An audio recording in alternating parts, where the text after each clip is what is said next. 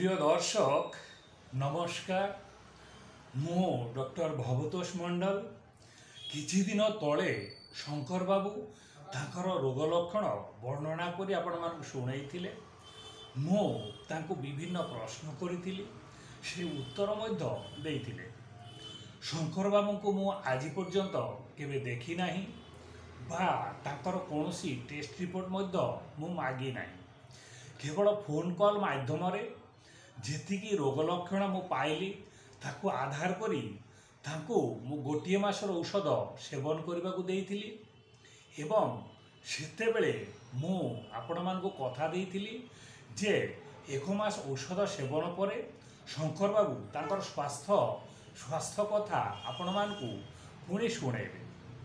ଔଷଧ ସେବନ ପୂର୍ବେ ସେ କିପରି ଥିଲେ, ବର୍ତ୍ତମାନ ସେ କିପରି ଅନୁଭବ କରୁଛନ୍ତି, ଆସନ୍ତୁ ତାଙ୍କ କଣ୍ଠରୁ ହିଁ ଶୁଣିବା। नमस्कार, मु शंकर।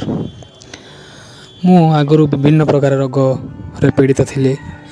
बहुत डाक्तरों को मध्य देखाई एवं से उपदेश अनुसार विभिन्न परीक्षा करी औषध मध्य सेवन करी।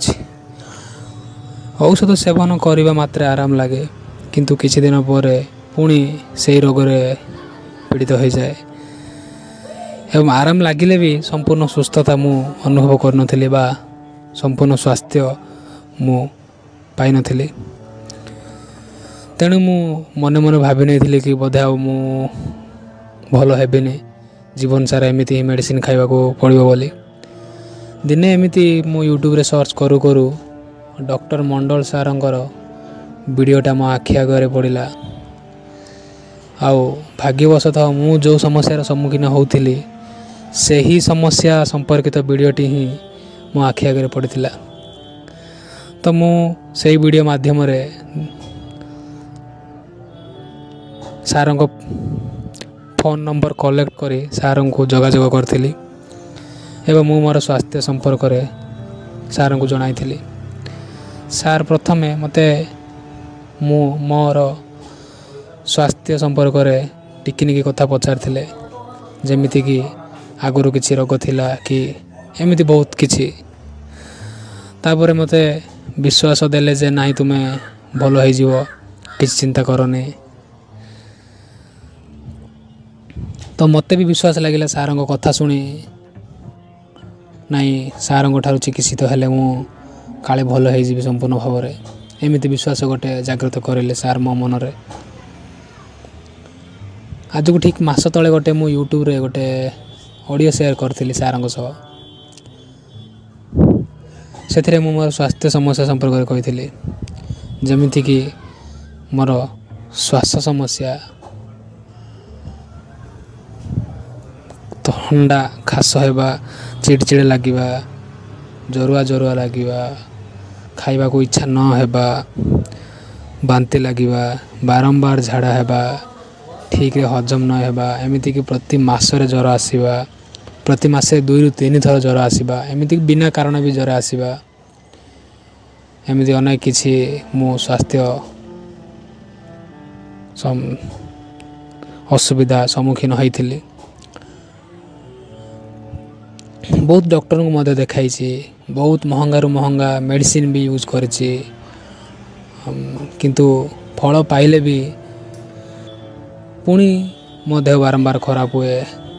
घरे भी बहुत लोग माने परिवार लोग बहुत चिंतार रही था कहीं देह बारंबार खराब हुए बोली।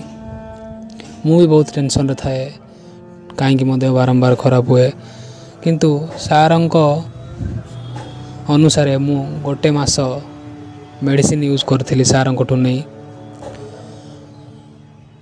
मेडिसिन करिवार 2-3 दिन बा 4-5 दिन पर ही मु फरक अनुभव करथिली कि नहीं मु मोर स्वास्थ्य संपूर्ण फेरी पाइबी।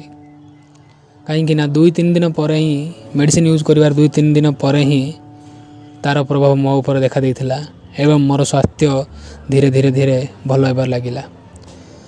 मुख्यतः मु मोर श्वास रोग संपर्क में कहबी, मु एमिति भी दिन देखी मु ठीक से चली भी पारे, ठीक से उठी भी ठिया पारे, माने श्वास समस्या पाई। किंतु सार मेडिसिन यूज करने पर मु नॉर्मल काम भी करि पारे, 5 ରୁ 6 किलोमीटर दौड़ी पारे, तो धन्यवाद सर, बहुत बहुत धन्यवाद मते मोर स्वास्थ्य फेराई थिबारु एवं सुस्थ जीवन बंचिबा गोटे बाट देखाई थिबारु धन्यवाद डॉक्टर मंडल सर।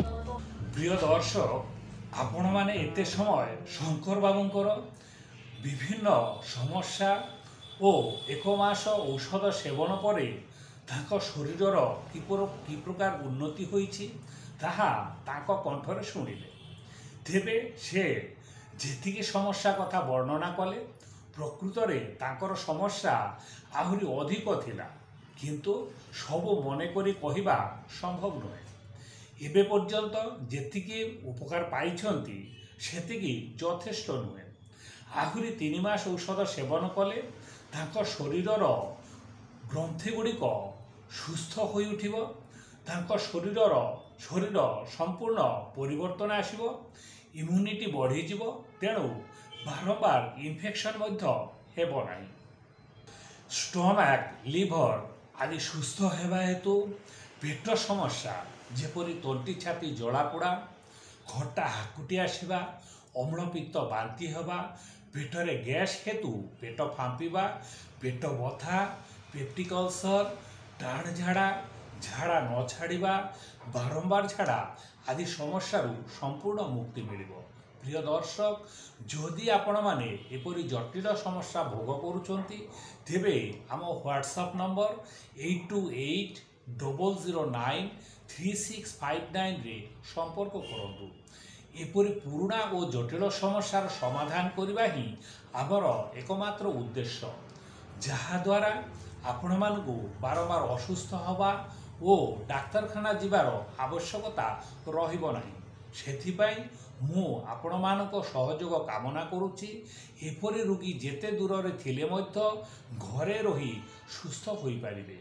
विभिन्न प्रकार परीक्षा करिबा एवं आम पाखकु आसीबार दरकार नाही।